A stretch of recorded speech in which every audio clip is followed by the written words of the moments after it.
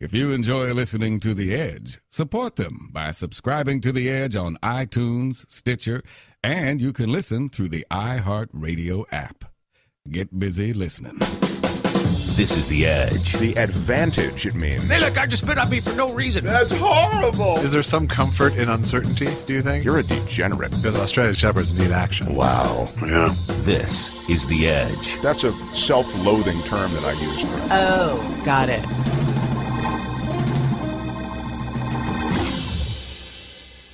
You're listening to The Edge with Mark Thompson. Hi, this is Mark. Welcome to the show. This episode is so special. It's a delicious conversation with Peter Bogdanovich, the director, producer, writer, actor.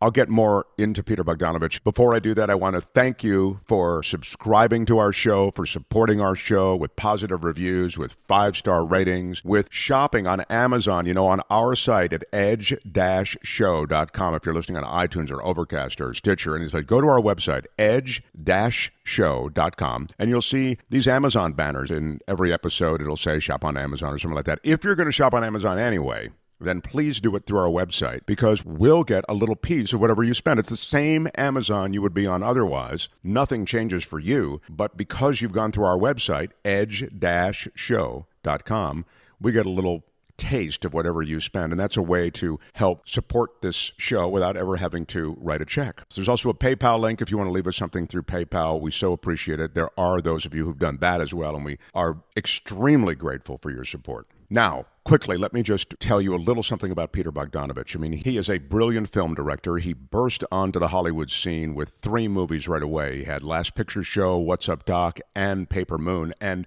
those were showered with box office praise. I mean, they were huge hits, and Oscar praise. I mean, Peter Bogdanovich emerged immediately as a director who was going to have a major impact. But in this conversation, you'll hear even his emergence in Hollywood was dictated by a lot of things that were quite coincidental. It was really talent meets opportunity. And along the way, Peter Bogdanovich establishes links with the classic pioneers of film: Howard Hawks, John Ford, Alfred Hitchcock, Orson Welles. All of these larger-than-life figures became friends of Peter Bogdanovich, to the point that he did a documentary about John Ford. He wrote books about Orson Welles, so we'll get into that as well. Peter Bogdanovich directed the movie Mask, and it was a huge hit. Remember, it starred Cher, and it was celebrated worldwide, but it wasn't the movie that Bogdanovich wanted for one reason, and we get into that in this episode as well. He ends up suing the studio over that. And we talk about Peter's involvement with Dorothy Stratten, the stunning actress who he fell in love with, and then her brutal murder at the hands of her ex-husband, and how that really propelled him into a very dark period. And he ultimately ends up marrying Louise Stratten, who's Dorothy's younger sister. And that became tabloid fodder at this very difficult time in Peter's life. So we review as much of this as we possibly can in this conversation. You know Peter Bogdanovich also from The Sopranos, I should mention. He's done a lot of on-camera work and voice work. He does a bunch of different voices. He's an immensely talented and entertaining guy. We're so excited he's here. Thank you for being here as well. And now, Peter Bogdanovich. Well, welcome, Peter Bogdanovich. I want to introduce you and our audience to our contributors. Laura House is a writer, comedian, performer. J. Elvis Weinstein is a documentary filmmaker, writer, performer. Anything else? Nothing that matters. Okay, yeah. Because I really don't want to spend a lot of time on you guys. I've got Peter Bogdanovich here. Okay. Man about town. First of all, thank you so much for being here. It's very exciting to have you here. My pleasure. I first became hyper aware of you, of course, through your films, but then I went back and noticed the relationship that you had with Orson Welles. I bought the book, for example, that you did. Was it encounters you'd had with him? It was meals, conversations you'd had with him that you'd committed to recordings. Yeah. And I'm starting with this for a reason. It seems to me that you guys have a kind of parallel. You both have rich histories in the arts, film appreciation. You have almost a literary background. And I wondered if that was maybe one of the things that seemed to carry you into so many things as you continue with your career. Do you buy that parallel or not? Well, with Orson? Yeah. I guess so. It's odd for me to be in the same boat with him, but I started, as an actor in the theater, which he did too. And from when I was about 15 or 16, I was acting professionally. Yeah, you were with Stella Adler, weren't you? Yeah, well, I joined her classes when I was 16, but I lied and said I was 18 because you had to be 18. Then I directed an off-Broadway production of Clifford Odets' play, The Big Knife, when I was 20. And I was then started, shortly after that, I started writing for Esquire. Which was How old are you when you were writing for Esquire? About 22. I think, yeah, about 22. It all kind of happened, you know. Yeah, but before we leave the acting thing, you grew up in a family, though. They were artists. You were exposed to the arts, and you were exposed to theater. I mean, a tremendous amount when you were a kid, weren't you? Yes, my father was a painter, and he painted at the New York apartment. We lived where he painted, and so I grew up with color and composition, and my father was definitely an intellectual. And your parents had no trepidation about you following that career, I imagine. No, they were very encouraging. Very encouraging. I couldn't have done any of it without them. They paid for everything, and they had no money, so I don't know how the hell they did it. Mm-hmm. Yeah, being a painter is not typically... until you die. Until you die, right? But your exposure to theater, legit theater, Broadway theater, was substantial when you were a kid, wasn't it? Well, it's very funny because when I was 13, my mother says to me, I've got you a ticket to see a Broadway play, Henry Fonda, in Point of No Return. I said, no, I'm going to go see the Martin and Lewis movie. It's just open. No, you're going to go to the theater. I maybe had a big fight. I threatened to throw my typewriter at her. And she won. She said, you're not going anywhere except to this theater. So I went, and I loved it. Just loved it. And I went, from then on, without any further arguments, I went every weekend to the theater. And it was a great period in New York, the theater. Tennessee Williams was writing, and Arthur Miller, and so on. Kazan was directing, Tyrone Guthrie directing.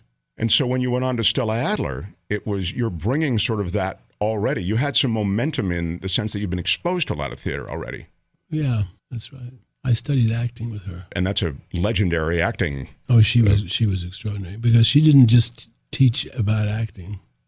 She talked about the whole thing, really. I learned a lot about directing from her as well. And you direct with her acting school as well, or were you just an actor there? Well, it's funny. Again, this is one of those weird things. I don't know really why it happened, but I was sitting around at a diner with 5 actors from Stella's.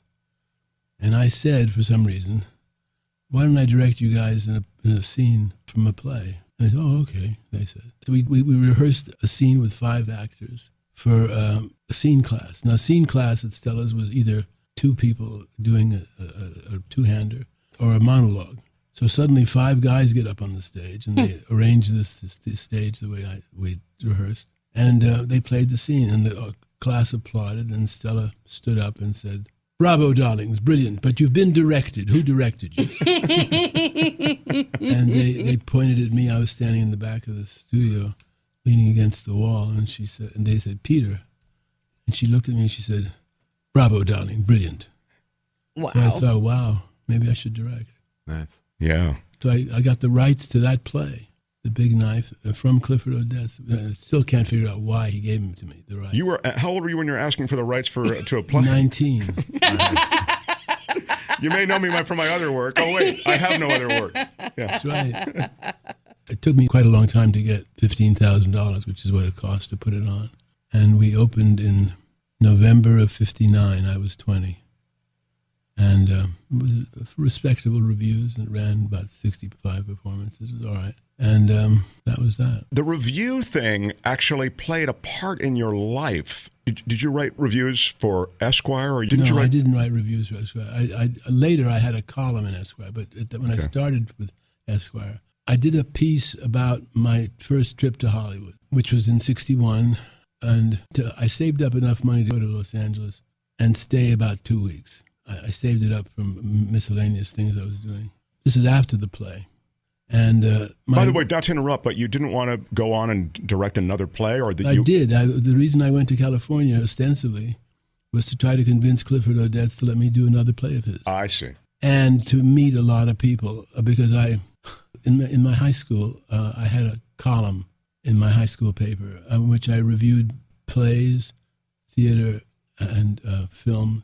And I used those columns to get a job with some cockamamie college magazine called Ivy Magazine, which was around for a few years at the Ivy League schools. I didn't go to any Ivy League school, but I submitted my reviews from the high school, and they hired me to do theater, books, and movies. So I got everything free. So then I went to Hollywood with the dual reason: one, to meet Clifford Odets and to convince him to let me do another play, and also to meet as many people as I could in Hollywood with the intention of writing some kind of a piece. And I had a friend of mine at Harper's Magazine, Bob Silvers, who later started the New York Review of Books, very nice guy. I said, would you give me an assignment to write a piece? He said, well, I can't give you an assignment, but I'll give you a letter that says I'll read anything you might write. So I told all the press agents at all the studios, I said, I've got an assignment to write for Harper's Magazine. And I met everybody. I met, Hitchcock, and I watched them shooting West Side Story. And anyway, I met a lot of people. Wow. You're taking all that in. You're seeing West Side Story being shot. You're seeing Hitchcock working on the set. You're seeing the greats work. Yeah, they were still around then. Yeah. And so then I wrote this piece, which Harper's turned down, and so did the New Yorker, and so did Atlantic Monthly. And then I was invited to a screening of a new Howard Hawks movie called Hatari. And for some reason, Paramount had a dinner party out in New Rochelle. And I went there. Where all the glamorous dinner parties are being You always hear about those crazy New Rochelle parties. And I went out there, and at the table, round table, there was a guy sitting opposite me who I heard he was from Esquire. And we got into not an argument, but a sort of friendly beef. He didn't like some pictures that I liked. I didn't like pictures he liked. And we sort of insulted each other in a friendly way. And as we were leaving to dinner, I said, by the way, what do you do at Esquire? He said, I'm the managing editor. I said, oh. So about a week later, his name was Harold Hayes, and I called him about a week later, and I said, I'm the guy that insulted you at dinner, you remember me? He said, yeah, I remember. I said, well, I got a piece I wrote. I'd like to know if you might like to read it. He said, sure, send it over. 2 days later, he calls me, he says, buddy, he was Southern, hey, buddy, we're going to print this piece. We're going to use it as the lead piece in the August issue. You got any more? We want to make it a little longer. So I said, yeah, I got a couple more of the paragraphs. And then and we want you to go to Hollywood and do a profile for us on Jerry Lewis. Why Jerry Lewis? Well, we like the sort of paragraph or two you wrote about him in this piece, and we think you could do a good profile. And so I got 2 jobs, and that was the beginning of my career at Esquire. Wow. And how long did you spend with Jerry Lewis when you're writing the profile of him? 3 weeks. Wow. Man. And did he treat you well? Yeah, he did. Yeah. He loved the piece. He had it mimeographed and sent it to everybody. It was called Mr. Lewis is a Pussycat. Well, he was still a powerhouse at that time. Yes, right? he was the #1 star at Paramount at that time. He'd just done The Bellboy, which was a big hit. What's the quote? Wasn't there a Paramount studio exec who ran the studio at that time who said Jerry Lewis makes money on everything he does for the studio? If he said burn the studio down, I'd give him the match. I'm sure he was that big. He was big at that point, very big at that point. Yeah. It was sort of the peak of his career, actually. Right. And you stayed in touch with Jerry Lewis? You're still... Yeah, we're still friends. Before I leave that, one of the things about you that sort of separates you maybe from a lot of people who are directors, and maybe you can tell me, maybe a lot of directors are this way. You're a real film historian, and I feel like you're a historian of the arts in many ways. Maybe that's why I made that parallel, tortured as it was, to Orson Welles, who I also felt, knew a lot of stuff. I mean, had a sense of the history of this medium he was working in. Was it the Esquire thing that allowed you to connect to the Howard Hawks and the John Ford and all those? Well, what happened was that before the Esquire thing, I had written some program notes for a couple of theaters in Manhattan. One of them was the New Yorker. And they ran classic American films, which was unusual for in New York, but that's what they did, following the sort of French pattern. And one of the program notes was a very glowing piece, short piece, about Orson Welles' Othello. I said it was the best Shakespeare film ever made, which was believe me, not the common wisdom at that point. Laurence Olivier was the... That was the guy. Yeah. He was the conventional best Shakespeare director, but I thought his movies were kind of boring and kind of theatrical and not really movies. So I said, Orson really made a movie out of Othello. So a couple of weeks later, I get a call from Richard Griffith, who was the curator of the Museum of Modern Art in New York. He said, we're doing an Orson Welles retrospective, and we'd like you to curate it and write the accompanying monograph. I said, why me? You usually do this stuff, Dick. He said, yeah, well, he said, I don't like Orson Welles, he said. But we have a lot of members who do, and we have colleagues in Europe who do, and we think that the museum should do an Orson Welles retrospective. It would be the first one in this country. We'd like you to curate it. I said, okay, sure, great.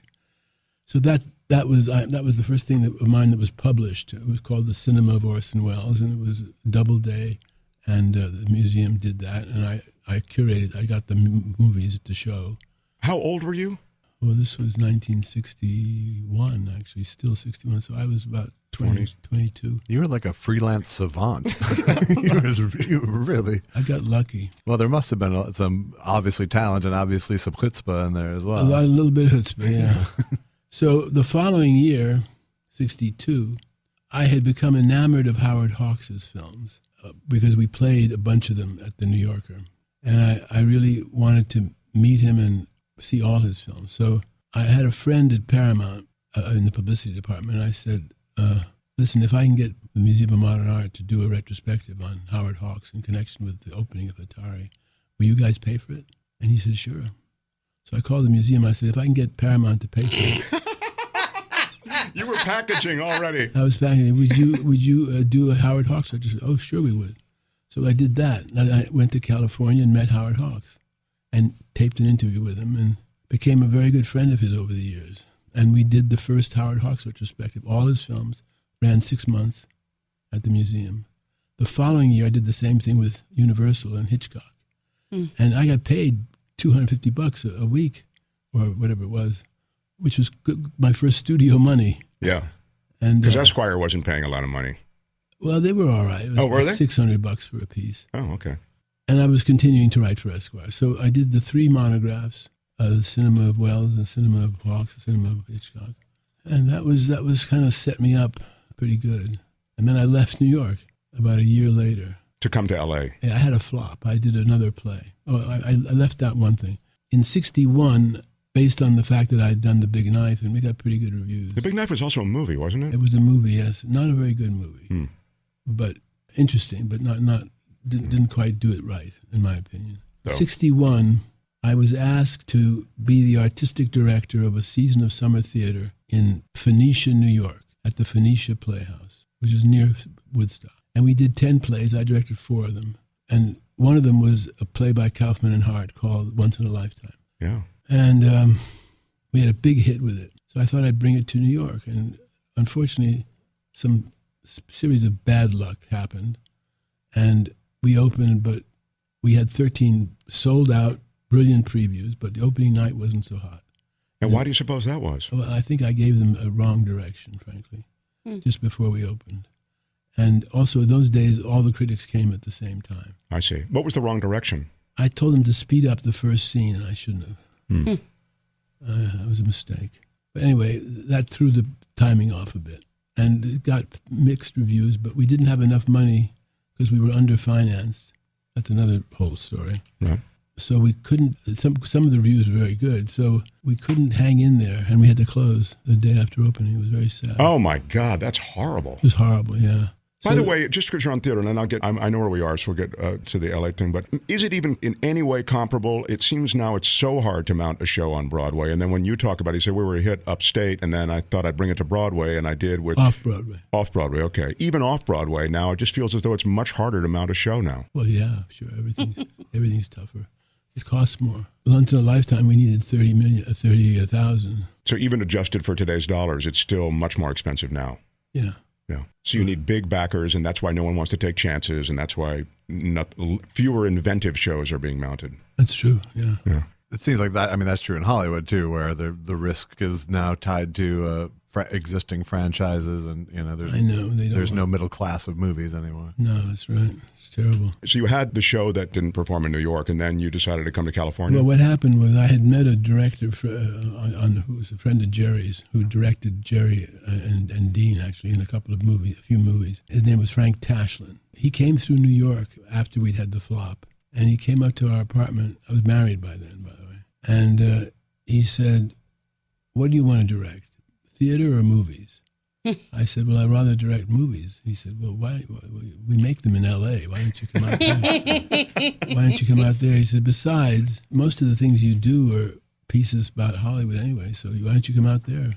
So my first wife and I looked at each other, and 5 months later, we'd saved enough money. We bought a cheap car and drove across the country. But you didn't have a job when you came. You didn't have a movie ready to go. When you had to. No, I didn't know what I was going to do. I just came out to California and kept writing for Esquire. And I was also writing by then for TV Guide and sometimes for the New York Times. And I branched out and did a piece for the Saturday Evening Post and so on. Hated all that.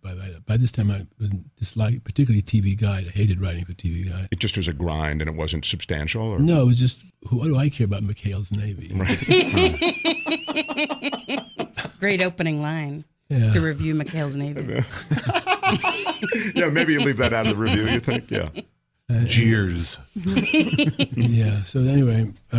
It was Esquire that I thought did connect your directing somehow, wasn't it? I'll tell you about that. That's what happened. We went to see a movie called Bay of Angels. It was playing in a theater. It wasn't a screening. It was playing. It opened it in a theater.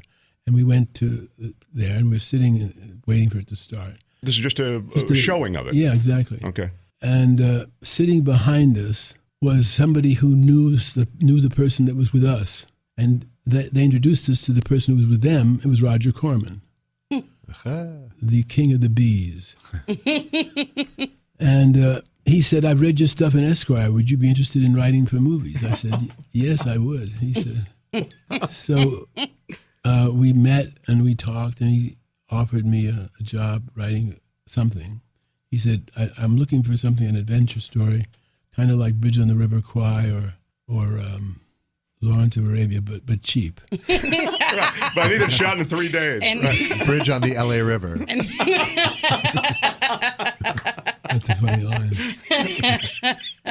So we came up with a story that he liked, and we started to work on it, and hadn't gotten very far when he called me and he said, "Can you come over to the studio? I'm preparing a picture called All the Fallen Angels," which eventually became known as The Wild Angels. And he said, "And I just got the script, and I'd like you to read it. Tell me what you think." So I came to the studio, read it, and I said, "This is terrible." He said, "I know. I've got 6 pages of notes, and I couldn't even get past the first note with the writer. He was objecting. I'd like you to do a rewrite. So why don't you rewrite these scenes?" And he gave me 5 or 6 scenes to rewrite, and I rewrote them. And he said, "Good, now write this." And I ended up rewriting about 85% of the script. Then George Shakiris, who was supposed to play the lead, quit the picture and said he thinks it's immoral. And the budget. The budget's immoral. That budget was definitely immoral. And so I said, "Well, we've got Peter Fonda playing a supporting part. Why don't we move him up to the lead?" And Roger said, "You think he can do it?" I said, "I don't know. Let's have him come in." So he came in. Peter came in wearing aviator glasses. And we talked for about 20, 30 minutes. And at one point, Peter took the glasses off and cleaned them and put them back on. And then he left. So Roger said, "What do you think?" I said, "Well, if he keeps the glasses on, he can do it." Don't let him take the glasses off. Now, why did you say that? Because the glasses gave him balls, and without the glasses, he looked like a prep school kid. I see, yeah. Which he was. That makes sense. Right. That jaw. And by the way, when you were having the meeting, he's talking to you with the aviator glasses on? Yeah. That was the time when That you was did that stuff. I brought my affectation with me for this audition. Right, exactly. So that was that. And so I worked on the picture. Roger asked me to be his assistant and actually asked me to go look at scout locations for him. And I did everything. I worked on the picture 26 weeks. I did everything you could possibly do. I scouted locations. I helped casting. I was an extra in a couple of scenes. And then he asked me to do the second unit. So I directed the second unit for 3 weeks. But you'd never directed before. In the theater. In theater I had, but not in movies. Right. But I knew what to do. Well, yeah, you were immersed in it by then. I would think. I knew. You knew where to put the camera, I assume, just from soaking it up for all those years. Yeah, because I'd seen a lot of movies. So I did it, and Roger was very pleased. It became the most successful picture of his career. And he asked me, he said, would you like to do your own movie? I said, yeah, no kidding. So he said, well, Boris Karloff owes me 2 days' work. Here's what you can do. Shoot 20 minutes with Karloff in those 2 days. You can shoot 20 minutes in 2 days. I've shot whole pictures in 2 days, which he has. And he said, then I made a picture with Boris, not a very good one, called The Terror. It's not very good, but I want you to take 20 minutes out of that and put it with the 20 minutes you shot. That's 40 minutes. Now then I want you to get some other actors and shoot for 10 days and shoot another 40 minutes. And I'll have a new Karloff picture, 80-minute Karloff picture. Are you interested? I said, oh, yeah, sure. Who could turn that down? Yeah. But you were just the right guy to say yes to that at that point. I said, yeah. And he said, oh, and by the way, there's one other thing. I need you to shoot I've got a Russian science fiction picture. It's good special effects. He said, but the AIP, American International, won't buy it unless I have women in it. There's no women in it. It's just a bunch of guys, astronauts, clomping around Venus. I want you to get some girls and put them in there somewhere. Okay. So he says, and by the way, he says, you get a good Leo Carrillo Beach, a good match for the Black Sea. I said, okay. Yeah, good. Yeah, thanks for the tip. That's not my biggest problem right now. So that job about the Russian thing actually took longer than the movie with Karloff because it was hell. I got Mamie Van Doren. Wow. And 5 other blondes. I decided all the women on Venus are blondes. And it was hell. I won't go into it. It's just too boring. You mean but personality conflicts, or you mean just the logistics No, of the it? logistics. Roger said, I don't want any, I'm not going to pay for sound. So no dialogue. I said, no dialogue. This is terrific. So I said, how are they going to communicate? So then Papa Polly and I said, well, telepathy. She'll look at one of the other girls and the other girl will say, right, and get up and go do it. Because they're also good at subtle eye moves. So when Mamie Van Doren said, no dialogue, I said, no, but with a lot of close-ups. She said, oh, that's good. Anyway, ultimately, we wrote a script. Polly and I worked on it. Polly was your wife at the time, right? Polly Platt, yeah. And there had been about a year before, this terrible thing that happened at the University of Texas in Austin, where the guy named Charles Whitman went up to the tower and shot a bunch of people. And it was the first mass killing in the United States. So we thought that was modern horror. And Boris Karloff's Victorian kind of horror was kind of passé. So we told 2 stories. Karloff's story, he wants to quit acting because he doesn't think his kind of stuff is meaningful anymore. And this kid who goes around on a rampage and kills his mother and his wife and goes and kills a bunch of people from some gas tanks overlooking the freeway. And that was an event. That was quite an experience at making that. We shot in 23 days. And we ended up getting Boris for 5 days, which was a struggle because Roger didn't want to pay for it, but he ultimately did pay extra. How old was Boris Karloff at that point? 79. And we shot with Boris for 5 days. He was wonderful. And he had emphysema, which made it difficult for him to walk and talk at the same time. But he was terrific. And we shot it in 5 days. And then I didn't want it to be distributed by American International. I wanted a major studio. Through some maneuvering, I got Bob Evans at Paramount to look at it. And he bought it. Wow. It wasn't that easy. There's a whole long story about that. Sure. But eventually they bought it. And then shortly thereafter, Martin Luther King was killed, and so was Bobby Kennedy. And they got very scared of releasing the picture because of the violence, and the shooting. And ultimately, they did release it with a campaign that said, why gun control, which made it seem like a documentary. Right, like a political statement. And it didn't do very well. Yeah. But it's sort of a cult classic. And having stitched that all together and made that all work, did that cement your relationship with Corman to the point that you did other stuff with him, or did that just then propel you to other things independent of Corman? Independent of Corman. What happened was we continued to write the script he'd asked us to write. But what happened was the picture was shown to a company called BBS. They had produced Easy Rider and 5 Easy Pieces. And Bert Schneider, Bob Rafelson, and Steve Blauner, they were kind of hip guys. And they saw Targets, which was the name of the picture. And they said, if you have anything else you want to make, bring it to us. We'd like to work with you. So then again, a coincidence. Sal Mineo was a friend of mine. We'd met on the John Ford picture. I did an Esquire piece about Ford in 1963 and met Sal, and he was my age, and we got friendly.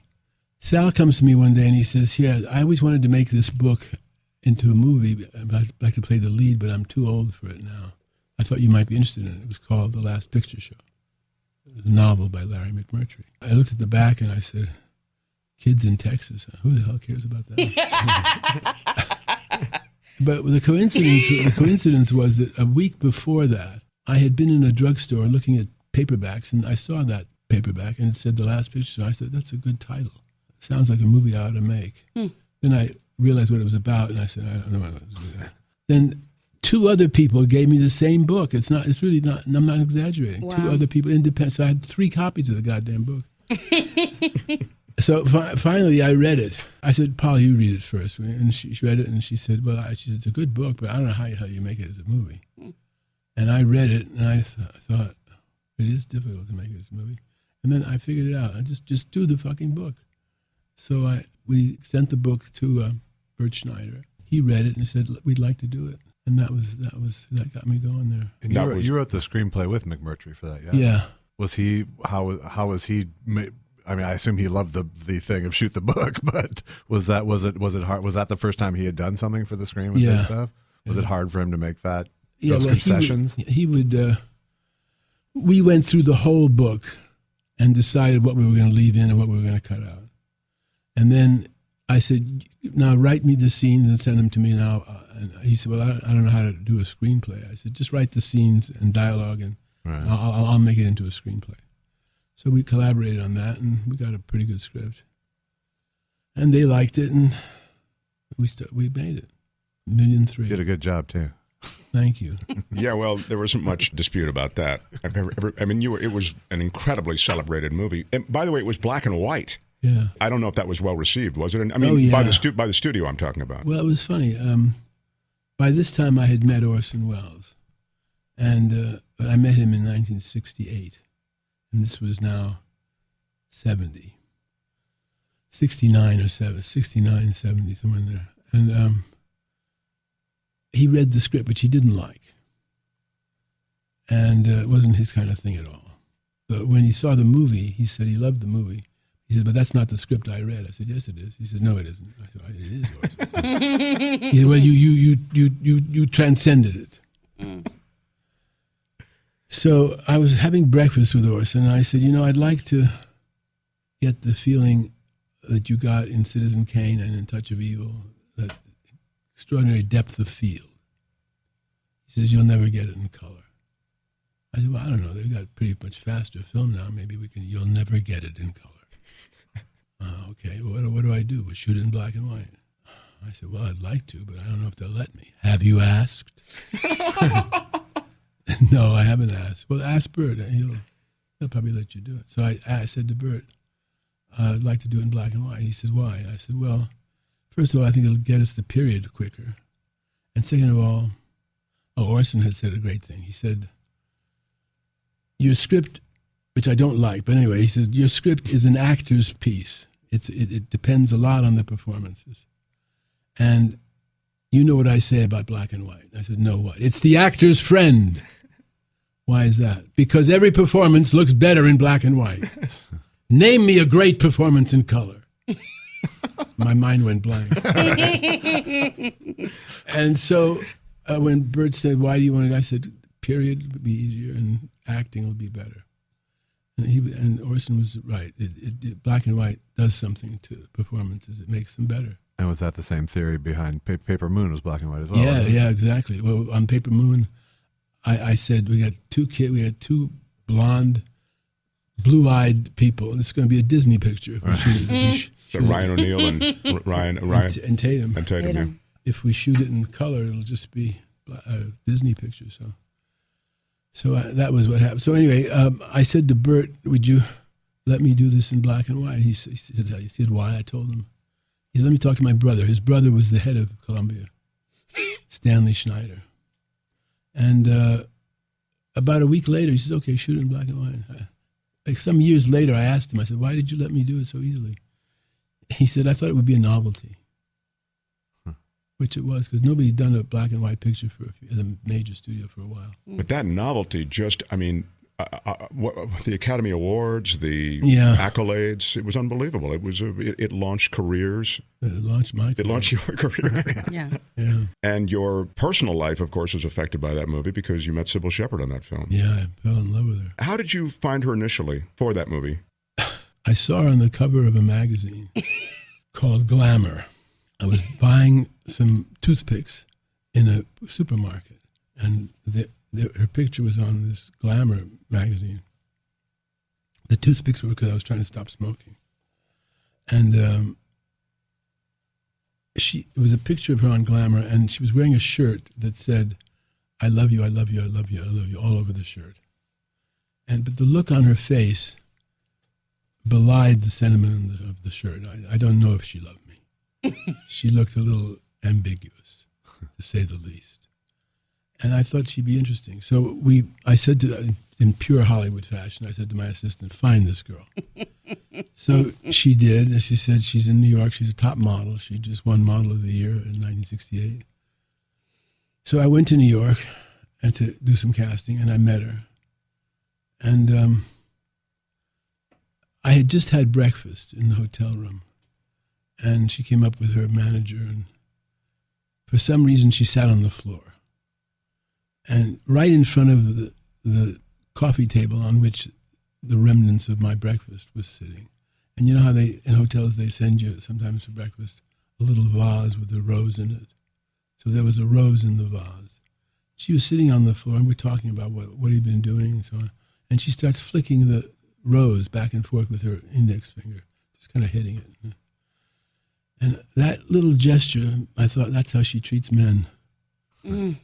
Just off with their heads, you know. And I thought that was interesting. That's what made me think she could do it. And indeed, so there's a complexity to her, you were saying, in that moment. Yeah. I mean, and more than just that glamour image. Yeah, it was casualness of it impressed me.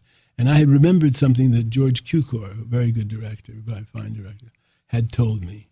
Why he cast Katharine Hepburn in her first role in Bill of Divorcement, 1932. I said, why did you cast her? He said, well, she was unusual, but there was one moment where she put a cup of tea down on the floor. She did it with her whole body, and I thought, that girl. So I thought, if it was George can cast Kate Hepburn because of a teacup, I can cast Cybill because of a rose. And boy, that was, I was a young guy then, man, that was just like, she was stunning. She was also complex. She had an innocence to her. Yeah, she was very good in the picture. Oh my God, yes. Everybody was great in that movie. What happened after that, at that film? Well, first of all, you end up with Cybill Shepherd, from that film. Yeah. So your life has now made a pretty substantial We change. did a curve. It was a curve in this road. Well, it was, it's almost a cliche, the occupational hazard that a director has and the actors have, falling in love with your leading man or falling in love with your leading lady or whatever. And it was a mess. It was tough on Polly. It was very tough. Was she working on the movie with you? Yeah. Oh, my God. Yeah. She was the production designer. So she's seeing all that happen in slow motion in front of her. Kind of seeing it, yeah. Oh. And we had 2 kids by then. So that was rough. It was rough. But there was nothing to be done. And then you had 3 hits. Boom, boom, boom. What was the second? Was it What's Up, Doc? Was that the? Yeah, that was What's Up, Doc, right. Up, Doc, Paper Moon. That was a funny story. That was Barbra Streisand and Ryan O'Neal. Yeah, what happened was Barbara saw, first of all, Steve McQueen. My agency brought Steve McQueen to see the picture. It was still being worked on. But See Last Picture Show. Yeah, a work print. Right. And he wanted me to make his next picture, which was called The Getaway. Sure. And I was signed to do that and to work on the script with Walter Hill of The Getaway, based on a book by somebody. Anyway, that was going on. And so then Streisand heard that McQueen had hired me. So she was doing a picture at Warner's. And they needed a director, a kind of a comedy drama. And they wanted to know if I would direct it with her in it. And I liked her, but I didn't like the script. So I said, well, I'd do the picture with Barbara, but not that script. Well, what do you want to... So John Calley was the head of Warner's at that time. He called me into his office. He said, Peter, Barbara really wants to work with you. She loved the picture, and she really wants to work with you. I said, well, John, I'll work with her in a second, but I don't want to do that script. And let me ask you something, says John. If you had to make a picture with Barbara Streisand, what would you do? I said, well, a screwball comedy, something like Bringing Up Baby, daffy girl, square professor. She screws everything up, and then everything's all right at the end, He says, do it. I said, really? He said, yeah, who would you want to write it? I said, well, I worked at Esquire with Benton and Newman. They just did Bonnie and Clyde. I said I could work with them. He says, fine. They just did a picture for us. Go ahead. Hire them. So I did. And they only had 3 weeks that they could work on it. So we knocked out a script in 3 weeks. Wow. And it wasn't great. So I did a rewrite myself, and then it still wasn't great. But I had to... Barbara and Ryan O'Neal had been having an affair with Barbara, so they said, will you use Ryan O'Neal? And I said, well, I don't really want to use him, but I've never seen him. Well, go see Love Story. I said, I don't want to see Love Story. I go see Love Story. So I went to see Love Story. I thought it was ridiculous. And it meant having to say you're sorry. Yeah. Sorry you'd see Love Story. So then I met with Ryan. I thought he was kind of cute and had a good sense of humor. So I said, okay, fine, we'll do it. Now, they hadn't agreed to do the picture in principle, but they had to read the script. Now, the script wasn't ready. But knowing actors, I thought, well, I'll have them read it with me, because then they'll be concerned about impressing me, not reading the script. So they did that, and they laughed. And I laughed at everything they did. Sure. And they said, okay, we'll do it. We got the actors now. Then John calls me, says, are you happy with the script? I said, no. He said, don't you think it needs a little work? I said, it needs a lot of work. And he said, well, how about Buck Henry? I said, great. So Buck and I met at Musso and Frank's. And he said, I came into the restaurant, and he says to me, you're going to hate me, but I don't think the script is complicated enough. I said, you think we need another suitcase? We had three identical suitcases. He said, I said, you think we need a fourth suitcase? He said, yes. So what's the fourth suitcase? Well, the Pentagon Papers had been all over the news. So we said, let's make it top secret. It's the Pentagon Papers. And that's be the fourth suitcase. And then he wrote a draft. The instant MacGuffin. The instant MacGuffin. And Buck wrote a draft that was terrific in about 4 weeks. And I think I cut the first 3 pages, and otherwise I didn't change it at all. Oh, wow. He's a genius. He's terrific, very funny, and he did a great job. And we shot that script. And what happened to The Getaway? You were supposed to do that. Well, that was I was supposed to do that. You're under contract to do that. Yeah, what happened was I get a call from Bob Evans. Peter, Steve and I would like to use Ally McGraw to play the girl. I said, Ally McGraw? All roads lead back to Love From Story. From Love Story? And then Bob Evans was married to Ally McGraw. Right, so you can't go, Ally McGraw. I did, though. I said, Ally McGraw is wrong for this part. This is a southern barefoot girl. Ally's from Bennington. I mean, she's not right for the part. He said, well, we want to use her. I said, I can't see it with her. Then Steve calls me. He says, why don't you want to use Ally? I said, she's not right for the part, Steve. She's not a barefoot girl from the South. Well, we want her. Make it then without me. And I left the picture. And they made it with Ally McGraw. She got terrible reviews. The picture was a hit, but she got awful reviews. Right. It was a sort of a one-note movie. Sam Peckinpah directed it, right? He came in and did it, yeah. So that's what happened with that. And but the What's Up Doc, it was big. I mean, it was very successful. Hugely successful. It was the third biggest grossing film of the year after The Godfather and The Poseidon Adventure, if you can believe that. And we had 72-day best schedule, and I did it in 71. The chase was 12-minute chase, cost $1 million. Oh, yeah, Chase is a very memorable part of the movie. Yeah. As a kid, that movie was a regular fixture on broadcast TV when I was growing up in the 70s as a kid, and that chase was just one of my favorite things as a little kid. And we had a lot of fun doing that. 4 weeks. It took us 4 weeks to shoot that chase. Wow. 12 minutes in 4 weeks. Wow. It's funny, now I'm free associated, but I will get back to it. But you were part of I'm thinking of somebody else who did chases big, and I know that wasn't your signature thing at all, but just because we're talking about chases, William Friedkin, who is that same class with you, like they were trying to... You were in business with him, weren't you? Later. Yeah, you were trying to... You were grouped together with him, I know. Later, around the time of Paper Moon. Okay. So now you've done Last Picture Show, you've done What's Up, Doc, which was a huge hit. Plus, I have to say this, and I may as well say this now. Peter Bogdanovich, you've got a cool to you that you still have. And I can only imagine, and I'm not just blowing smoke, I mean, you know this is true. You're just, you were like one of those guys that all guys wanted to be, you had a sense. Did you have any sense of that, like looking out or like wow, this is Hollywood, I am, you know what I'm talking about. Yeah, Mark, nobody knows what you're talking You about. push back on that? I felt vaguely uncomfortable. Uh-huh. I don't know.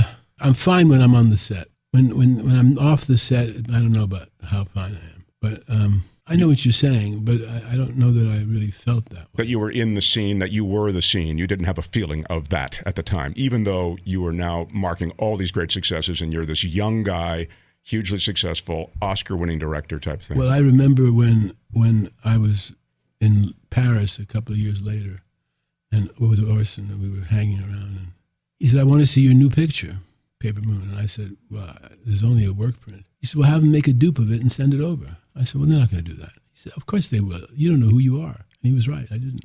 He said, just tell them to do it and you'll see. And I did tell them, and they did. They made a dupe and sent it. So how great is getting throw your weight around lessons from Orson Welles? Yeah, he seems like a good mentor. Yeah. What happened was after What's Up, Doc, I wanted to do a Western. And I asked Larry if he would write a Western with me. Larry McMurtry, who did the Last Larry Picture Show. McMurtry, who's from Texas, Right. and writes the best regional dialogue, I think, since Mark Twain. So let's do a Western. He said, what kind of Western? I said, a Trek. The funny thing is we went down to Miami because Cybill was shooting The Heartbreak Kid with Elaine May. Yeah. And I fell in love with her again all on that movie. but that's where you see her in color. Oh my God, she's just it was incredible. She was breathtaking in color. And so we went, and she's swimming laps in the pool, and we're sitting in a balcony overlooking the pool. And Larry says, "What kind of Western do you want to do?" It's just an incongruous kind of scene. And I said, a Trek. They start somewhere, they go somewhere. He said, well, we might as well start at the Rio Grande and go north. I said, fine. And we talked out the script. And I said, I want to use John Wayne, Jimmy Stewart, Hank Fonda, Cybill, the Clancy brothers, were a singing group at that time, Ben Johnson, Cloris Leachman, Ellen Burstyn. He said, okay. Wow, this is a real Western. And Ryan O'Neal. So Larry goes and he starts writing, and he sends me pages, and it just poured out of him. And he wrote 350-page screenplay. I cut it down to about 140. And while this was going on, Paramount comes to me and says, we want you to direct a picture called Addie Pray, based on a book by Harry Joe Brown called Addie Pray. I said, I'm doing a Western. And they said, well, we've got John Huston and Paul Newman and his daughter. I said, I'm doing a Western. Let John direct it. So anyway, we finished the script. Duke turned it down. Why? Duke Wayne turned it down. I said, why? He said, well, Pete, it's kind of an end of the West Western, and I'm not ready to hang up my spurs yet. And then Jimmy said, well, if Duke's not going to do it. And now I'm mad for you because he did The Shootist like 2 years later, right? Well, that's right. But no, he did three or four more. In fact, Wayne offered me 3 pictures after that. Really? And I turned them down. 2 of them, and the last one, he died, so we couldn't make it. But we were very friendly. But it turned out, years later, I found out that John Ford had told him not to make it. Now, Ford was friendly with me, and he liked me, but he wasn't about to give me that cast. I see, yeah. On his deathbed. Right. Wow. So when I couldn't do the picture, I said to Larry, write it as a novel, Larry. I'm not going to do it. I'm not going to do any other cast. Nobody else can play these parts. So just write the Western as a novel. And he did. 13 years later, he bought the script back from Warner Brothers and wrote Lonesome Dove. Wow. Phew. And won the Pulitzer Prize. Oh, my God. Started a script for me. And that was all based on that script that you guys began to beat out in that hotel room or whatever when you were in Miami for Heartbreak Kid. Yeah. Wow. God, that's great. I didn't know that story. Yeah, it's amazing. So Larry wrote the book, years later wrote the book. Meanwhile, I hadn't have a picture. So Paramount heard that I didn't have a picture. They called me, how about doing Addie Pray? I said, okay, I'll read it. I read the script. I said, it needs a lot of work. And then I read the book. And I said, this book has a lot of things in it that should be in the script. So Alvin Sargent and I reworked the script. And then I had met Tatum somewhere on one movie set, Ryan's. Well, Ryan was running around with a couple of movies. Yes. And I thought maybe she and Ryan could do it. And did you audition her? Or no, what happened was I called Ryan and I said, I want to look at Tatum about being in this, but don't tell her that I'm going to come down there to see her. And he said, okay, I won't. But of course he did. I knew that. So I get down to, he was living in Malibu at the time. I came down there and Tatum's there and Ryan says, you look like you're in pretty good shape. He says, you ought to come out here on the beach and run on the beach. I said, yeah, I should do that. And Tatum says, oh, Dad, he's not the type. With her deep voice, oh, Dad, he's not the type. I looked at her, I said, why do you say that? She said, well, you always wear your shoes and you always wear your shirt. So I said to Ryan, she'll do. And so we cast her. And it's just like the Rose moment with Cybill Shepherd. You just knew. Yeah, I just figured it was attitude. This kid will have an Oscar in a year. Attitude. Yeah. She did, right? She won the Oscar. She won the Oscar, yeah. She was such a great, tough little kid. So I said, whenever I do a period picture, I did it on Picture Show, I always look to see what songs were popular, what music was popular at that time. So this was the middle of the Depression. And I looked at songs from about 1935 back. And one of the songs I noticed was a song called It's Only a Paper Moon. It's only a paper moon. I thought, Paper Moon, that's a good title. So I said to the studio, how about we call the picture Paper Moon? He said, why? I said, it's a good title. Did you think? No. He said, the book was a bestseller. I said, well, how many copies did it sell in hardcover? He says, 100,000. I said, boy, if we get 100,000 people to see the movie, we'll really have a big hit. He said, all right, look, let's not have an argument. Let's not have an argument, our first argument, we're calling it Addie Pray, all right? I said, all right. So I called Orson, he was in Rome. He was in Rome cutting a picture. What kind of title is Addie Pray? That's right. And I said, tell them. And I said to him, can you talk a minute? No, I'm cutting. What do you want? I said, well, just tell me, what do you think of this title? It was a bad connection. I said, what do you think of this title? Paper Moon. There's a long pause, and he said, that title is so good, you don't even need to make the picture. Just release the title.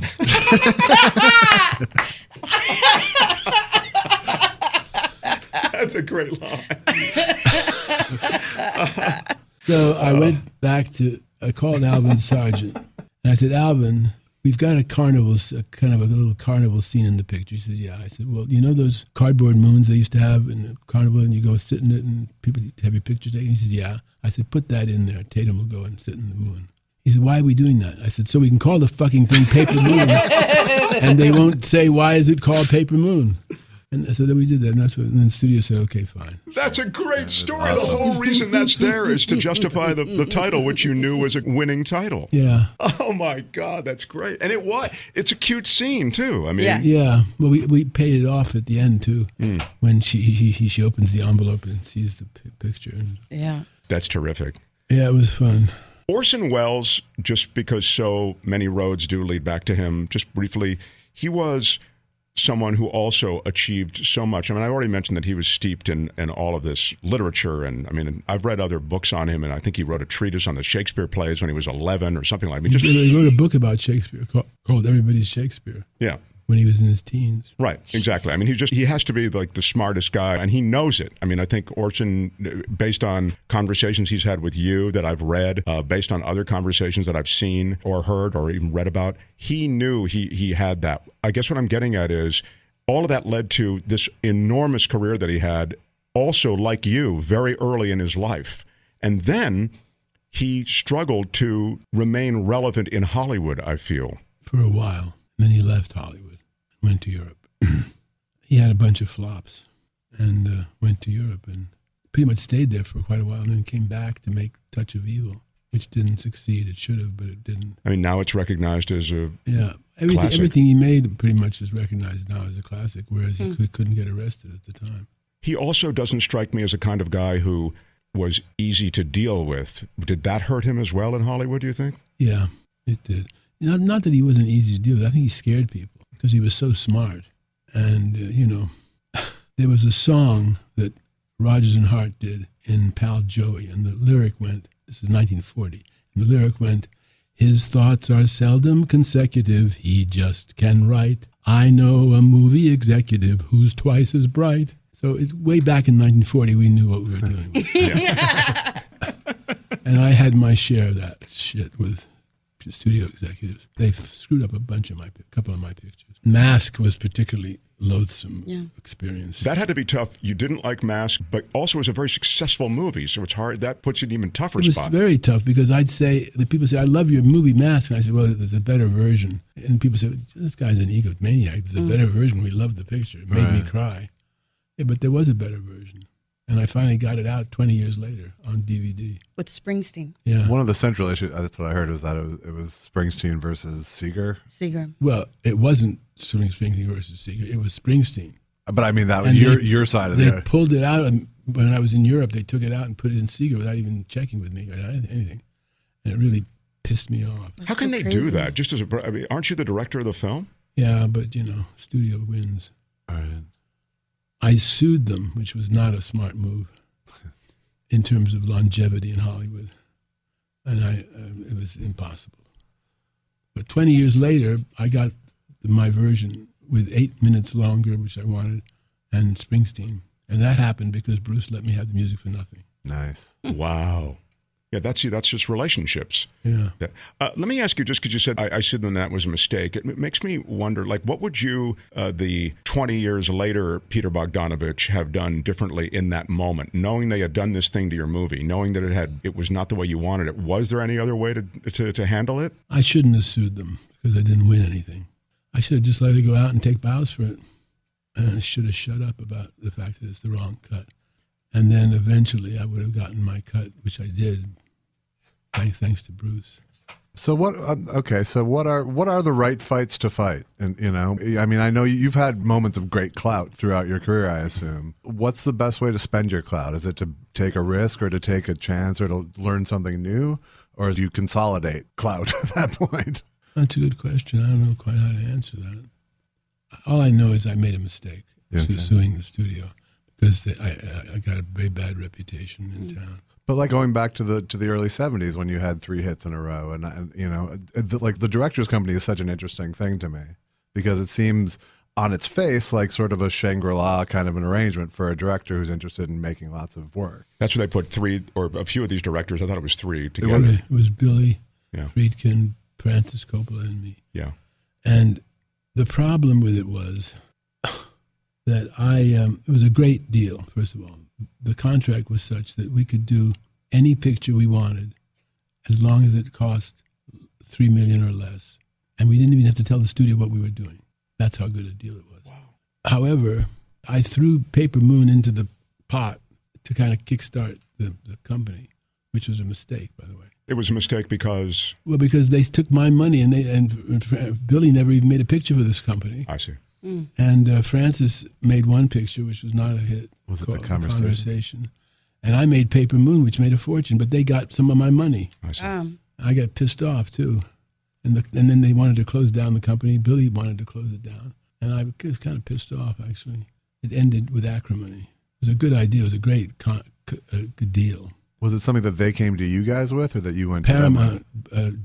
Charlie Bluedorn at Paramount. He owned Gulf and Western, which then owned Paramount. And he proposed the deal. And we flew to New York and met with him. And the idea was to take it public in a few years and make a lot of money, but it didn't work out that way. Because it seems like kind of the business model that Woody Allen has made movies his whole career. Yes, exactly. With, you know? Yeah. Well, anyway, that ended up with acrimony. Sorry to bring it up, but I was no, it's interesting. I mean, it's a big part of.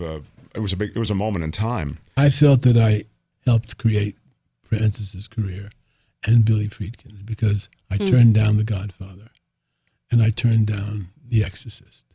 I figured they owed me something. Wow. Why did you turn those down? I didn't want to do a mafia story. I feel that if you do a mafia story, you're glamorizing them in some way. You're glorifying them, and I just didn't. That wasn't my thing. And The Exorcist, I don't like those kind of movies. Well, in Hollywood history, you're frequently talked about within this generation of the guys we've been talking about here. Did you feel a sense of that? We are a generation of directors at the time, or was that something that history has sort of lumped you together with? Well, history's done it because, when you're in the midst of a seismic shift and historical shift, you're not really aware of it when it's happening. And I didn't really realize with any great clarity that the old Hollywood was pretty much dead. Okay. And the new Hollywood was taking over. And then the new Hollywood got ended too with Jaws and Star Wars. But you seem like someone who is fairly reverent of the old Hollywood. Well, the old Hollywood worked. Since then, it doesn't work. It worked creatively. Creatively and financially. I mean, it makes a lot of sense if you're making movies to have the ingredients for those movies under contract. Right. Actors, directors, writers, it makes sense. It's like doing a stock company with no actors. Right. And what were the studios except major, huge stock companies with everybody under contract? It made a lot of sense. I think I'll make a picture with Cagney. Okay, fine, we'll write it for Cagney. Also, it's a lot easier to write if you know who's playing the part. Right. And if the person who's playing the part has an identifiable personality, it becomes even easier. And is that why that's why you were writing what was Lonesome Dove for a sort of company of actors Exactly. that you had already written for? Exactly. And that was, I tried to do that again. It didn't succeed in the late 80s, I guess. I had a picture I was going to do with Frank Sinatra, Dean Martin, and Jerry Lewis. They'd agreed to do it. Wow. Back together again. Wow. And Charles Aznavour and Jimmy Stewart and Lee Marvin. Jeez. And Cybill and a few other people. And we almost got it done. I remember I told Frank the idea. He said, it's a great idea. I said, you guys are a bunch of degenerate gamblers in Vegas. And Dean and Jerry, he says, how are you going to get them in the picture? I said, well, a funny idea. I said, they all hang out together, but Dean and Jerry never speak to each other in the entire picture. They speak to each other through other people. Like Jerry says, tell that guy something. And Dean says, you tell that guy. And they never speak to each other in the entire picture. At the very end, they smile at each other because they break the bank. That was a terrific idea. It didn't work out. Frank said, you're friendly with Jerry. You get Jerry, I'll talk to Dean. So he calls me a few days later. He says, I spoke to Dean. He says, he'll do it. I said, really? He said, yeah. I said to Dean, Frank said, you don't mind working with Jerry? And Dean said, he said what? Oh, who gives a fuck? Was this after their telethon reunion or before? It was, good question. I don't remember. I think it was before. I'm not sure about that. It might have been later. Yeah. But, yeah, and I spoke to Jerry, and he said, you got Dean? And I said, yeah. All right, Bogdanovich, I'll do the picture. And I hope it's a success, but if it isn't, I don't care because I'd like to see you fall on your fucking face. That's great. You did a musical, too. Yeah. During this time. And there was a line that went around and said, Bogdanovich will be arrested for loitering if he's seen near an orchestra. And Billy Wilder said, who says Hollywood is a fractured town? We all get together and open a bottle of champagne when Bogdanovich has a flop. How sweet of Billy. Wow, having Billy Wilder talk shit about you. He was kind of a shit as well. Was he? Yeah. Anyway. I feel like they recut that or something you didn't like with that, as I recall, but I might be wrong. Oh, that was a disaster. Yeah. What happened was the first preview was a complete disaster. Second preview worked pretty well. Then I made some cuts and I didn't preview it, and that was a mistake.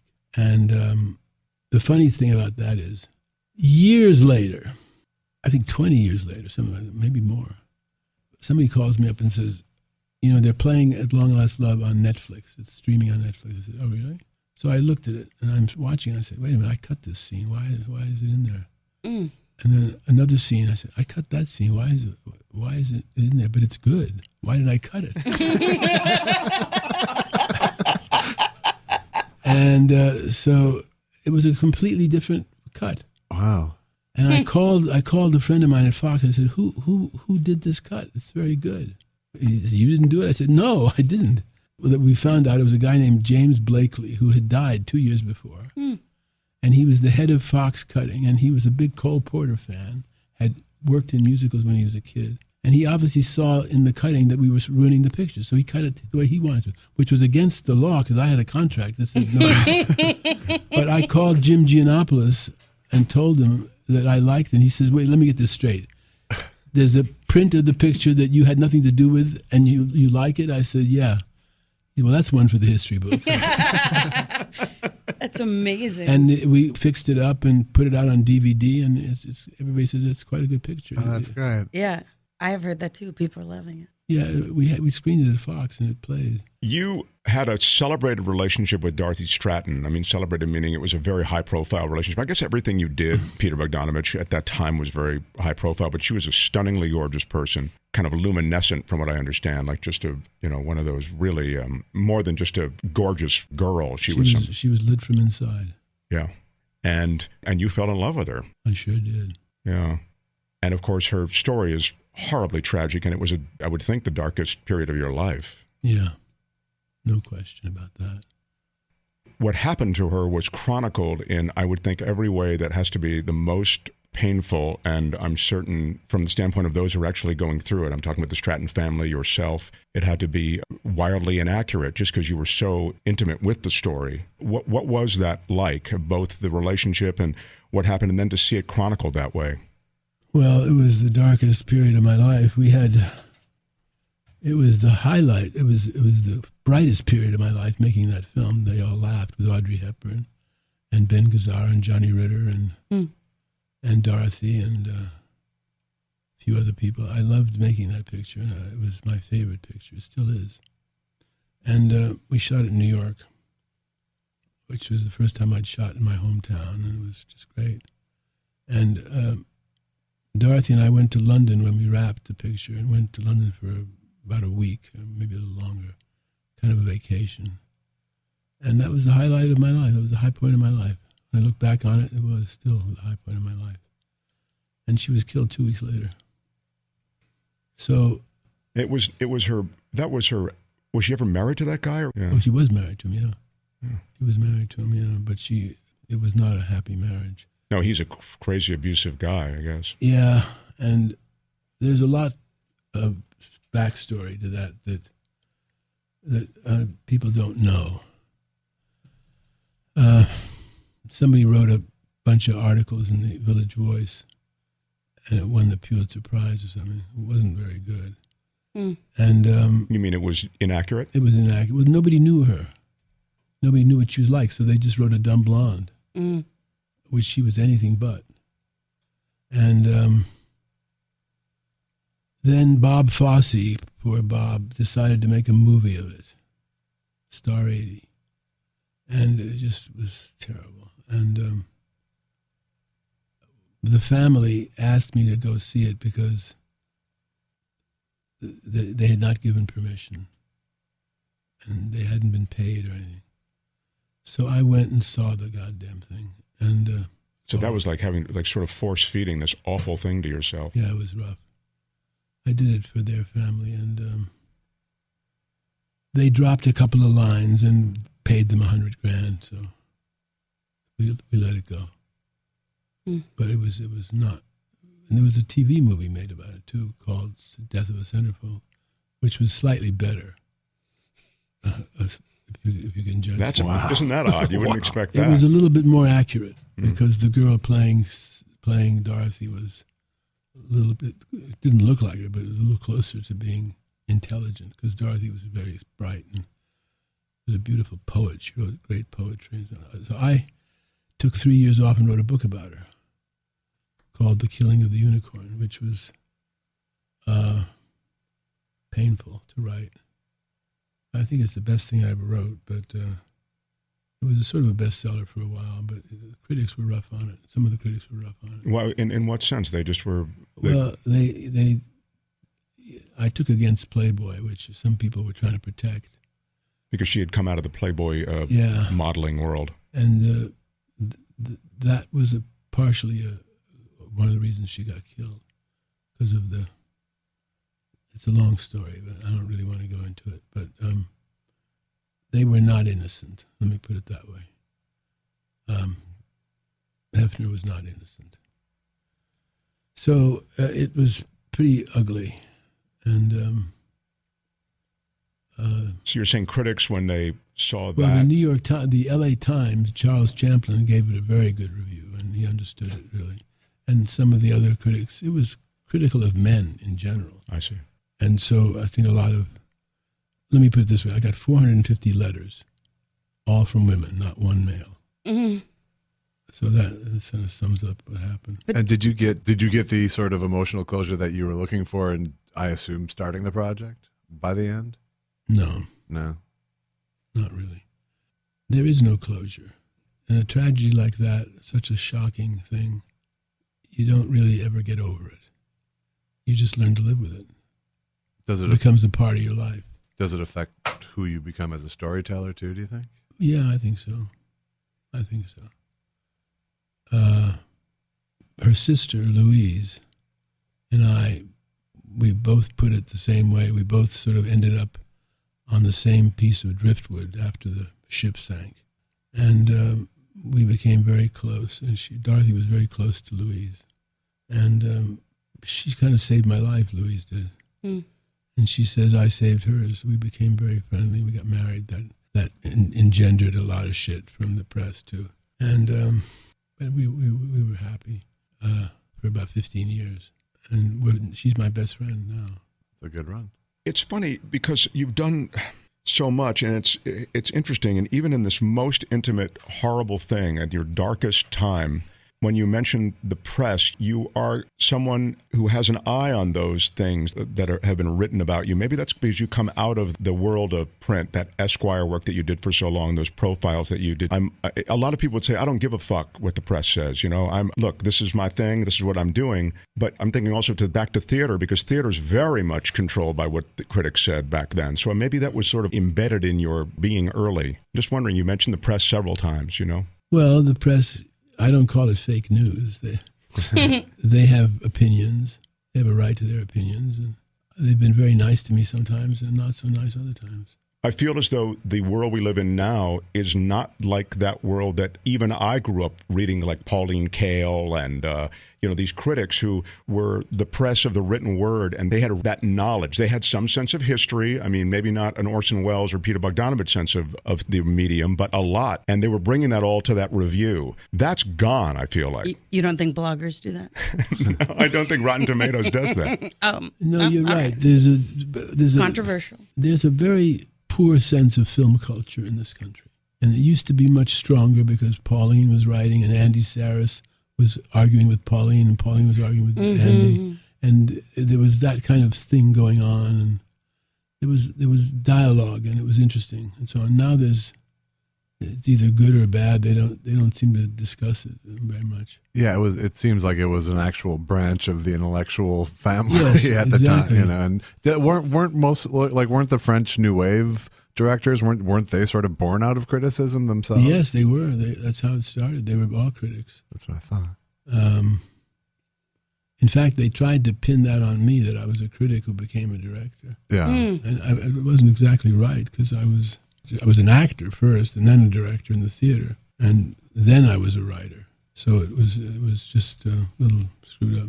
Yeah, it seems when they're trying to tar you with different things, it always gets creative. The state of things now, both the overall state of Hollywood, which you're very much functioning in. And I know Josh is a music fan, and he wants to ask you about, I would think, the documentary. Oh, I'm a huge fan of your Tom Petty documentary. But before that though, I just wanted to get a sense for a snapshot of what's happening now. It feels like you have to have tentpole movies now. You have to have superheroes. You can't make a movie unless they're huge attachments.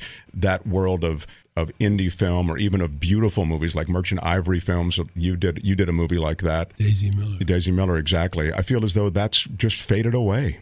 It has, yeah. It has occasional revivals. Somebody makes a movie like that, and sometimes they're successful. Rarely. I have a picture I'm going to make probably in the spring, next spring, which is a kind of comedy drama, but it's also fantasy because there's ghosts in it. So it's kind of and I need special effects for the ghosts. And I've never done a special effects movie, but this is something I've been working on for 30 years, really. And I just finally got it right, I hope. And I'm casting it now. I'm doing that in the spring. In the meantime, I'm pretty busy because I'm doing a documentary on Buster Keaton. Wow. Oh, wow. I'm excited now. And I'm also working on a book. My 15th book. I don't know when I wrote 15 books. But this is a memoir based on a diary I kept from middle of 65 to the middle of 71. So it covers Target's picture show and beginning Doc. What's up, Doc? Covers the breakup of the marriage and the Cybill and all that. Oh, that'll be great. It's an interesting book. I'm thinking of calling it, but what I really want to do is direct. But the Tom Petty, it's interesting you mentioned that. I love doing that. I loved it so much it took me 2 years to do it. Yeah, I can relate. Tell everyone what it is. It's a document. Let me tell you what happened. I got a call from a good friend of mine, George Derkulius, who's a record producer and also does music supervision for a lot of films. He called me up. He said, would you be interested in doing a documentary on Tom Petty?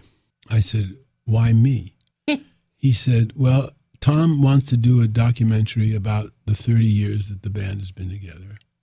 And he wants to get a good director. And I said, how about Bogdanovich, says George. And Tom said, can we get him? So I'm asking, can we get you? And I said, well, let me think about it. I'd have to meet him and talk to him, but in principle, I'm interested. He said, okay, good. We'll work out come out to California. I was living in New York then. I'd moved back to New York. He said, we'll bring you out here and we'll have you meet with Tom. I hung up the phone. I called up Louise, and I said, who's Tom Petty? I said, was he a folk singer? Peter, you had no sense of who Tom Petty was? None. But she says to me, no, he's one of the top rock stars in the world. I said, oh, really? So I listened to some of his songs. I liked them. I went out and met with him and sat with him for four hours at a restaurant near Malibu, and I loved him. I thought he was great. And I thought, he says, how would you tell the story? I said, just the way you just told it to me. You tell the story.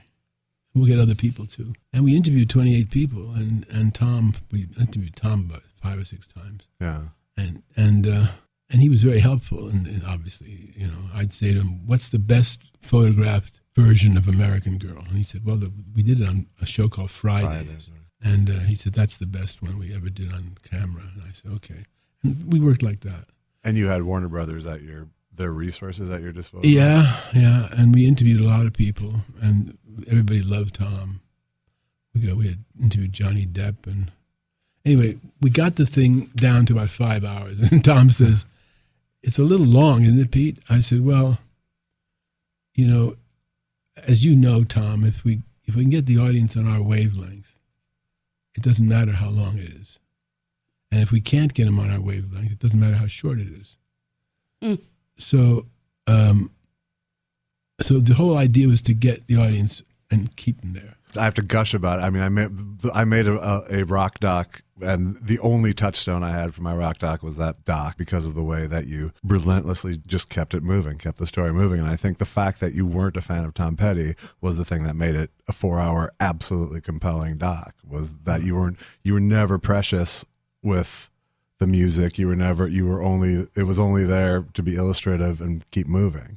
Yeah, and I thought if you're doing a documentary about a musician, you ought to hear the music. Yeah, a lot. But it's a matter of taste to tell how much. Yeah, exactly. Well, it was very interesting. It was a very interesting experience. I really loved it. I loved Tom. We became very good friends, and I really loved making it. It took me 2 years to do it. It was, and I mean, I was skeptical of a 4-hour documentary of someone who I was just a casual fan of, and I don't think I ever pressed pause when I watched it. It was just, it was just tremendous. Thank you. I loved it. We won a Grammy, and it was for best long form video. Wow. And Really long form. When they gave it to me, I said, "Best long form video? You ain't kidding! It's 4 hours." Do people call you? When you were telling that story, you said Tom Petty said, "Pete, I think it's a little long." People call you Pete? Some people. Yeah. Very few people. I mean, Don't try it, Mark. John Wayne called me Pete. And What kind of guy was John Wayne? I loved him. He was great. He was like a gigantic 10-year-old. He loved shooting pictures. He was never off the set. He'd never go to his trailer. He was always there, even when he wasn't needed. Wow. And he'd be playing with the 6-shooter or the rifle or something. And he was very nice to me, and I liked him a lot. He was very we didn't talk politics. Right, but by the way, he was smart about politics. I thought maybe I thought I read something where he was quite outspoken on behalf of gays or something. Maybe I'm confusing it with. He was I real mean, conservative. he was an ultra conservative. Was dude. he? So he was. But he might have had a chink in his armor or something. So he didn't get the memo on gays. But I thought I gave him credit for that. But maybe that's not real. Well, I never got into that kind of stuff. Yeah, sure, that's smart. I liked him a lot. Well, I really liked She's Funny That Way. Oh, you're the one. Yeah. I really liked that. And I really liked the documentary that One Day Since Yesterday. Yeah, they did a good job. So that was a documentary that Wes Anderson and Tarantino and Noah Baumbach basically did as kind of a love letter to you and your career. But to me, what they really brought out was there was so much love that you had in your films for what you were doing every step of the way. It seemed they even were like back to the Roger Corman, where like you took this stuff that was like, this is whatever it is, but you infused so much of yourself. And I was sitting here trying to think of like, if you had done the Godfather movie, there would have been so much more compassion for the Diane Keaton character, I would think. And what a different film it would have been. Like, what you do for women is so great and ahead of its time. And you were a feminist, but you didn't seem to have to call yourself a feminist. You were like, no, I'm a man who feels like women should be treated better, getting amazing performances for women that they weren't just like, I guess I don't have a question. Good job with the women is what you're saying. Just saying. But that's what's so amazing. And that you went after half in pornography and the sexual revolution and saying, none of this was good for women. No. That's why I really did like She's Funny That Way. And they made the point too, I'm not making a new point, of like how personal your projects are, which is why like it would make no sense if they were like reboot Spider-Man or whatever. Like, well, I'd have to really love Spider-Man, I guess, to do that. And I guess I don't. Thank you for everything you said. My father was, as I said, a painter, and I was forbidden to look at any comic books except Walt Disney and Warner Brothers, the Bugs Bunny. Because the art on those. And I said to my father, why can't I look at the other ones? And he said, because they're badly drawn. That was it. So I never looked at them. Yeah. I was very obedient. Well, it seems to have worked out.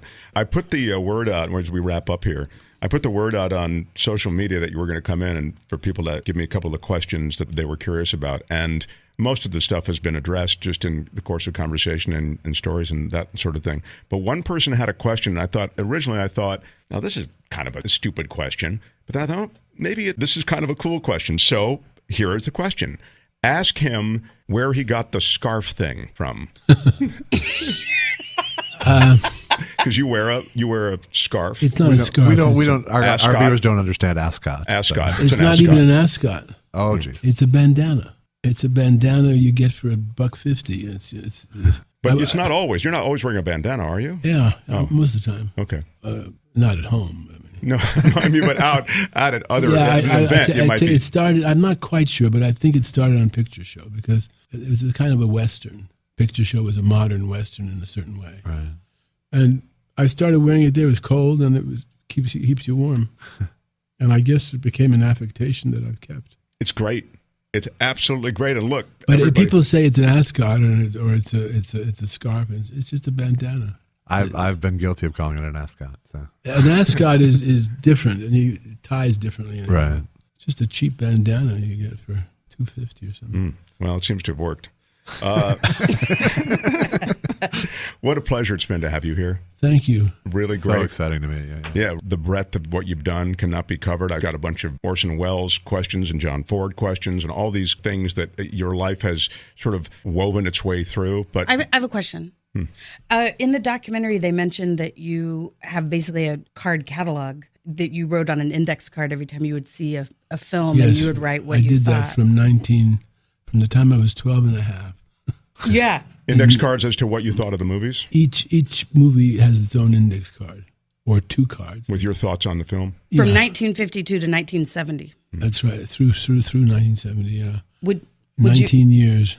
Would you ever consider Giving letting those those to be Laura? published? Well, Wes Letting me Anderson. pick out the ones I want. Wes Anderson, who's Did he take it? No, he says he just wrote me a letter again. He keeps telling me I should publish all the cards. Oh, yeah. should. Absolutely. But what I've done is in this memoir that I'm doing now, the diaries, there's diary entries. So it says, February 1st, 1966, I say what happened. And then I say we went to see such and such a movie. And then I take the card and I quote from the card.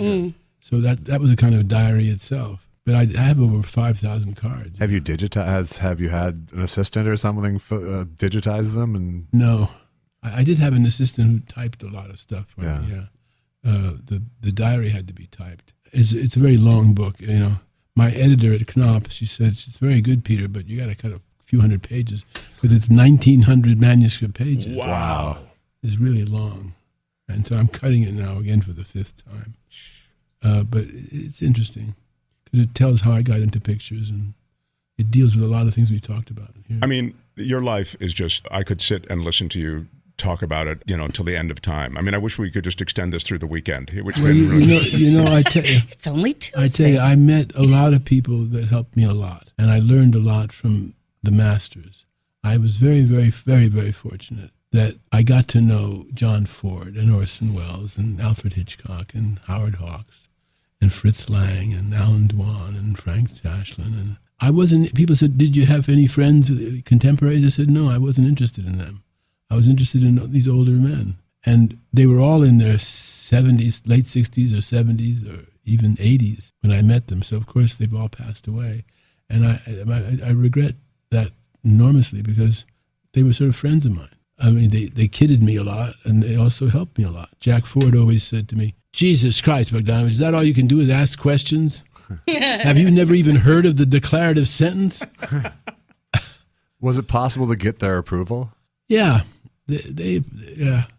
Howard was approving of me. Yeah. He saw the Last Picture Show, and he thought it was good. John Wayne called me up. He says, Jesus Christ, Pete, I can't show that picture to my family. I got to know them. Jimmy Stewart I loved Jimmy. I got to know him pretty well. I did a piece about him for Esquire, and he liked it and wrote me a letter thanking me. It was very generous of him. Wow. I owe them a lot. Those people the pioneers who made this movie an art form, who really created it. And it's been debased at the moment, but it's still a great medium. And I hope to make a few more pictures. Can't Hope wait you to do see too, you. Yeah. Peter Bogdanovich, thank you. Thank you. Thank you. By the way, there'll be a link to Peter Bogdanovich's stuff. You've heard about his re-release and everything you want of the Blu-ray and his books on our website, edge-show.com. Thanks again, Peter Bogdanovich. Thank you.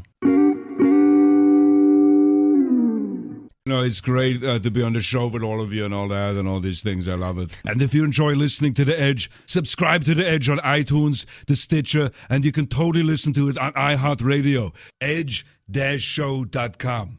Edge-show.com. The hyphen is stupid. Edge-show.com. Edge-show.com.